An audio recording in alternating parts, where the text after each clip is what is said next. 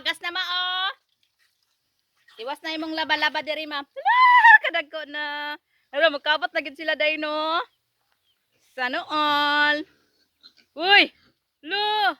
Kuha na ninyo dik oy. Uy, dagko na gid nila do. Mas dagko pagod sila dito sa kuha ay. Grabe gid sila mag-alaga. Balitso na gid yung baboy. Di lagi sila baksin baboy na. Sa 16 pa na sila magbulan do kadlaw. Pero kaya kayo, epektibo kaya yung pakaon. Yang kuan, pwede ninyong sundon iyahang feeding guide. Pagpakaon niya sa iyang baboy. May sagol dahon, madre di agwa. Ako pa man simuhang imong mga baboy day. Kasi ba ibaligya man eh. Nasa 1 taon ka.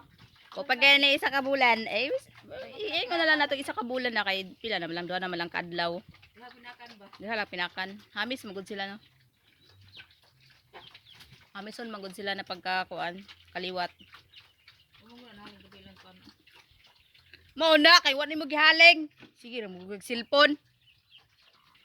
Di na haling ilahang katol. Aray lang katol. Sa man kaday nagkalimti mo katol day. Kalimte. Na dihalingan man ako gabi. Wala lang kakuan. Wala na akong galingan. Grabe haka kay mo kaon no. Lo. Baligo ba sa mga kao? Kay magligo daw ni sila ron inig humagkaon. Sana all. With proper hygiene jud.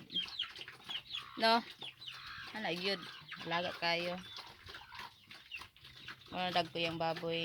Alaga sa kaon. Alaga pa din sa kalinisan. Lisod pod.